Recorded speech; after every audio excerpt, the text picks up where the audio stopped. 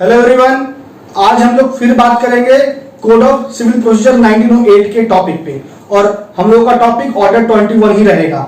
हम लोगों ने फर्स्ट पार्ट में, that is episode number first में, ऑर्डर 21 का रूल 1 से लेके रूल 16 तक कवर किए। उसके बाद एपिसोड 2 में हम लोगों ने 70 से लेके 23 तक रूल को कवर किया।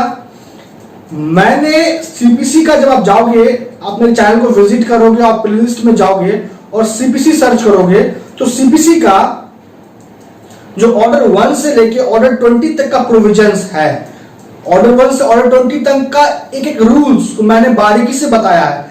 अब ऐसा क्यों? क्योंकि ऑर्डर 1 से ऑर्डर 20 तक बहुत इंपॉर्टेंट होता है। क्योंकि मोस्टली अगर आप देखोगे तो सवाल जो बनता है वो ऑर्डर 1 से 20 के बीच में ही बनता है। पार्टीज टू द सूट से लेकर जजमेंट डिक्री ऑर्डर की प्रोविजंस काफी ज्यादा पूछे जाते हैं। और ऑर्डर 21 ये भी काफी इंपॉर्टेंट हो जाता है। अब यहां पे ऑर्डर 21 जो है सिविल प्रोसीजर कोड का, वो काफी बड़ा है, लेंदी है। हर ऑर्डर को पढ़ने का जरूरत नहीं है। जो इंपॉर्टेंट ऑर्डर होगा, माफ कीजिए, जो ऑर्डर में इंपॉर्टेंट रूल्स होंगे वो मैं आपको पूरा डिटेल में बताऊंगा। और जो आपको बस टू दी पॉइंट याद रहना है कि वो रूल क्या कहता है, वो मैं आपको बता दूंगा कि हाँ, इस रूल को आप इस तरीके से याद करो, ये आपके लिए बहुत बहुत हो जाता है। लेकिन जो रूल आपको अच्छे समझना है वो मुझे बताना बहुत जरूरी है। आज हम लोग बात करेंगे आज के एपिसोड में दो इंपॉर्टेंट रूल्स पे ऑर्डर 21 का। वो है rule number 24 and rule number 25। ये दो जो रूल्स है ये काफी इंपॉर्टेंट है। आज के एपिसोड को शुरू करें उसके पहले, अगर आप अभी तक हमारे चैनल पर नए हो तो इंतजार मत करो, जल्दी से जाओ, नीचे आपको दिखेगा रेड कलर का सब्सक्राइब बटन, आप उस पर क्लिक करो, चैनल को सब्सक्राइब जरूर करो, बेल आइकन दबाओ ताकि डेली लेक्चर आपको मिले। और अगर आपको कोई भी समस्या है लॉ से जुड़ा हुआ, आप मुझे बेझिझक इंस्टाग्राम पे फॉलो करो। इंस्टाग्राम का लिंक आपको मिल जाएगा डिस्क्रिप्शन बॉक्स में। और अगर आप हमारे टेलीग्राम जुडिशियल ग्रुप से जुड़ना चाहते हैं तो टेलीग्राम जुडिशियल ग्रुप का भी लिंक आपको मिल जाएगा डिस्क्रिप्शन बॉक्स में। टेलीग्राम जुडिशियल ग्रुप से जुड़ने में आपको जो बेनिफिट होगा वो ये होगा कि आपको एमसीक्यू रेगुलर बेसिस पे मिलते रहेंगे हर एक सब्जेक्ट का। लॉ पेपर है, इंपॉर्टेंट लॉ सब्जेक्ट है, जो judicial exam point of view से काफी इंपॉर्टेंट है, उनसे जुड़े हुए जो एमसीक्यूज है आपको डेली पीडीएफ के फॉर्म में टेलीग्राम ग्रुप पे मिलते रहेंगे। तो इसलिए जो लॉ स्टूडेंट है वो ज्वाइन जरूर करें टेलीग्राम ग्रुप को, उसका लिंक आपको डिस्क्रिप्शन में दिख जाएगा। तो चलिए बिना समय गवाए स्टार्ट करते हैं आज के एपिसोड को। रूल 24 बताता है प्रोसेस ऑफ एग्जीक्यूशन। आपके डिग्री को कैसे एग्जीक्यूट किया जाएगा इसके बारे में आपको जानकारी देता है रूल 24 एंड 25। रूल 24-25 बताता है कि आपकी डिग्री को अगर एग्जीक्यूट करना है तो उसके रिगार्डिंग कोर्ट को प्रोसेस इशू करना पड़ेगा डिग्री के एग्जीक्यूशन के लिए। और उस प्रोसेस को लेकर क्या शर्त है, क्या कंडीशंस हैं जिसको पूरा करना जरूरी है, इसके बारे में बताता है आपको रूल 24 एंड 25। 24 को स्टार्ट करें उसके पहले मैं आप लोगों को फिर बोलूंगा कि अपने पास कंसर्निंग सब्जेक्ट का बेरक या टेक्स्ट बुक जरूर रखिएगा, लेक्चर को पूरा देखिएगा और बोर्ड पे लिखी गई बातों को आपको राइट डाउन करना है, क्योंकि मैंने पॉइंट वाइज बताया है बातों को। और तो और मैंने बातों को तोड़ तोड़ के बताया ताकि आपको आसानी से समझ में आए। ये जो रूल्स है 24 एंड 25 ये काफी इंपॉर्टेंट है, इसलिए मैंने आपको पूरे बातों को बताना जरूरी समझा है। तो यहां पे 24 को समझे उसके पहले मैं आपको फिर एक क्विक रिवीजन कराता हूं ताकि आपको इंटरकनेक्ट करने का प्रैक्टिस जनरेट हो, आप बात को एक दूसरे से लिंक करके आसानी से समझ पाओ। रूल 11 और 17 को 24 के साथ जरूर पढ़िएगा। रूल 11 कहता है कि आपको एप्लीकेशन फाइल करना है अगर डिग्री के एग्जीक्यूशन का, तो उसका फॉर्मेट क्या होगा, कंटेंट क्या होगा। आपने फाइल कर दिया, आपके एप्लीकेशन को कोर्ट रिसीव्ड कर ली, उसके बाद कोर्ट उस एप्लीकेशन पे क्या प्रक्रिया फॉलो करेगी उसको लेके रूल 17 बताता है। तो रूल 17 के अकॉर्डिंग अगर मान लीजिए आपके एप्लीकेशन पे कोर्ट ने डिग्री को एग्जीक्यूट करने का निर्देश दे दिया, तो फिर सवाल उठता है कि आपकी डिग्री को एग्जीक्यूट किस प्रकार और कैसे किया जाएगा। तो यहां पे 24 आ जाता है फिर पिक्चर में। 24 बताता है कि कोर्ट इसके रिगार्डिंग एक प्रोसेस इशू करेगी। अब प्रोसेस इशू करेगी तो प्रोसेस क्या क्या होता है कोर्ट का? तो कोर्ट का प्रोसेस होता है सेल, अटैचमेंट, अरेस्ट, जिसके माध्यम से डिक्री एग्जीक्यूट होता है जनरली, इसके रिगार्डिंग कोर्ट ऑर्डर पास करेगी। तो उस ऑर्डर को लेके क्या क्या कंडीशंस हैं जो प्रोसेस को लेके है, इशू हुआ है कोर्ट के द्वारा। देखिए बात कीजिए पहला number point, when the preliminary measures required by foregoing rules have been followed, the court shall issue its process for the execution of the decree unless the contrary order। मतलब क्या हुआ कि कोर्ट पहले यह सुनिश्चित करेगी कि जो भी प्रोविजंस दिए गए हैं रूल 1 से 23 के बीच डिक्री के एग्जीक्यूशन को लेकर, क्या उसको फॉलो किया गया है या नहीं। अगर फॉलो किया गया है तो उसके बाद कोर्ट निर्देश दे देगी कि डिक्री को एग्जीक्यूट किया जाना चाहिए और इसके रिगार्डिंग प्रोसेस भी जारी करेगी, प्रोसेस ऑर्डर भी जारी कर देगी। और अगर कोर्ट को लगा कि नहीं फॉलो किया गया है तो फिर कोर्ट इशू नहीं करेगी प्रोसेस डिक्री के एग्जीक्यूशन को लेकर। यह हो गया पहला नंबर पॉइंट। उसके बाद दूसरा नंबर पॉइंट पे चलिए, यह है सब रूल 1। अब दूसरा नंबर पॉइंट पे आइए, वो कहता है every such process shall bear the day on which it is issued. जिस डे को, जिस तारीख और जिस दिन को प्रोसेस इशू हुआ है उस डेट उस दिन का जिक्र होना जरूरी है। थर्ड नंबर पॉइंट कहता है shall be signed by the जज और सच officer appointed by the court. उस प्रोसेस पे जज का सिग्नेचर या उस ऑफिसर का सिग्नेचर जिस ऑफिसर को कोर्ट ने अपॉइंट किया है उसका सिग्नेचर होना जरूरी है प्रोसेस पे। फोर्थ नंबर पॉइंट पे आइए, देखिए नेक्स्ट पॉइंट कहता है shall be sealed with the seal of the court. और उस प्रोसेस पे कोर्ट जिसने इशू किया है प्रोसेस को, उस कोर्ट का मुहर भी होना जरूरी है। नेक्स्ट पॉइंट है deliver to the proper officer for execution. Decree के एग्जीक्यूशन के लिए वो प्रोसेस ऑर्डर कोर्ट क्या करेगी, प्रॉपर ऑफिसर को डिलीवर कर देगी। प्रॉपर ऑफिसर होता कौन है, तो प्रॉपर ऑफिसर कोर्ट का ऑफिसर ही होता है। ये हो गया सब rule 2, rule 24, order 21। Next point देखिए क्या कहता है such process shall bear the date on or before which it shall be executed. उस प्रोसेस पे उस डेट का भी जिक्र होना जरूरी है जिस डेट को या उसके पहले डिक्री को एग्जीक्यूट कर दिया जाना अनिवार्य होगा। उसके बाद लास्ट पॉइंट कहता है also bear such date on or before which it shall be return to the court after execution. Decree के एग्जीक्यूट कर देने के बाद वो प्रोसेस को सौंपना भी पड़ता है प्रॉपर ऑफिसर को, कोर्ट जिसने इशू किया है।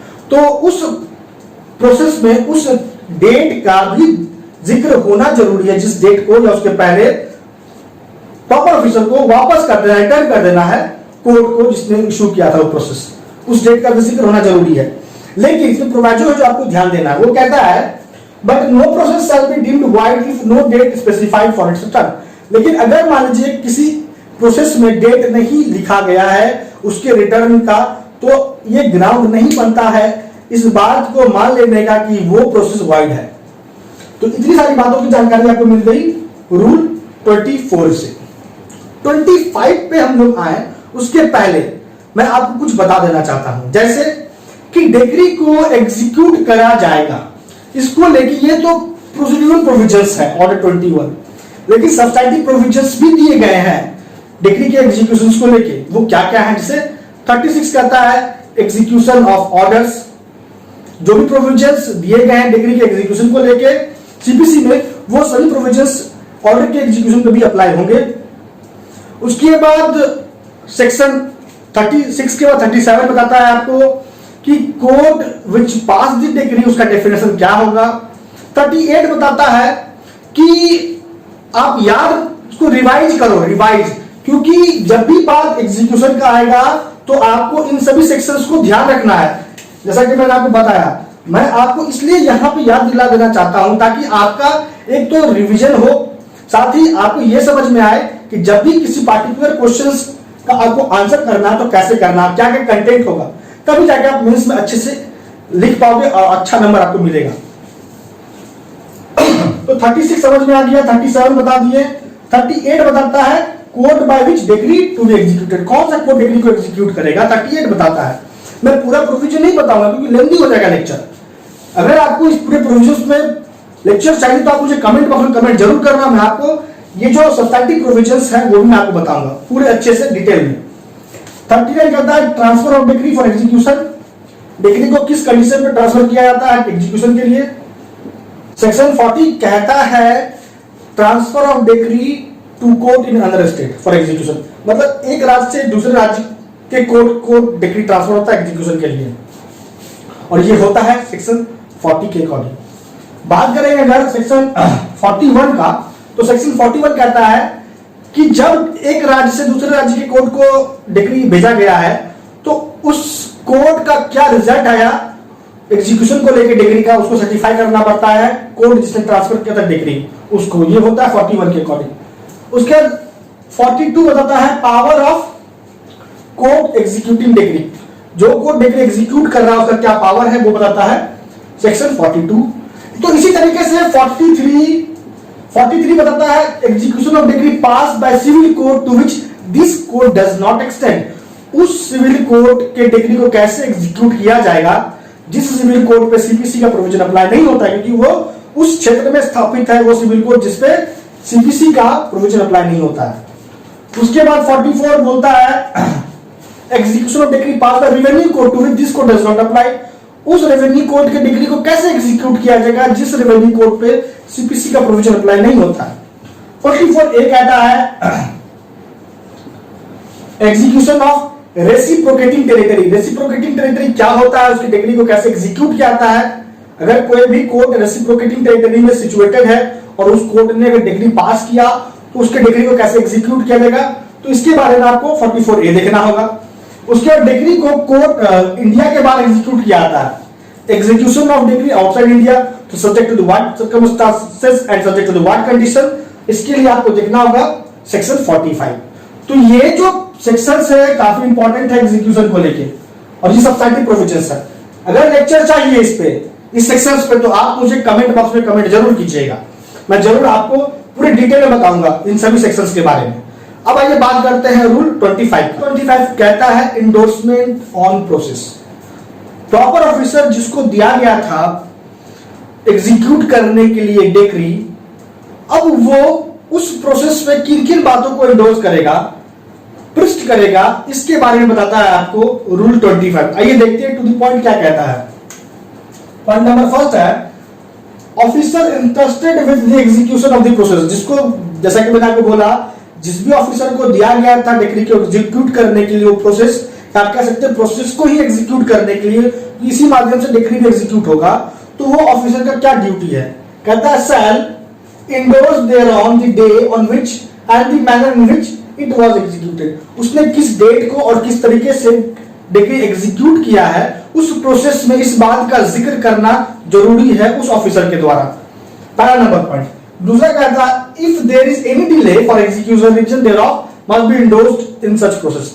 अगर डिक्री को एग्जीक्यूट करने में ऑफिसर को कोई देरी हो गया है, क्योंकि जिस टाइम के भीतर एग्जीक्यूट करना था उससे अधिक समय लग गया है, तो उस बात का भी जिक्र करना जरूरी है, इंडोर्स करना जरूरी है उस प्रोसेस में कि आखिर डिले क्यों हुआ। थर्ड नंबर पॉइंट कहता है इफ नॉट एग्जीक्यूटेड, अगर मान लीजिए ऑफिसर के द्वारा प्रोसेस एग्जीक्यूट ही नहीं हुआ, तो फिर उस प्रोसेस पे एग्जीक्यूट क्यों नहीं हुआ इसका कारण बताना पड़ेगा, इस बात को लेकर इंडोर्स करना पड़ेगा ऑफिसर को।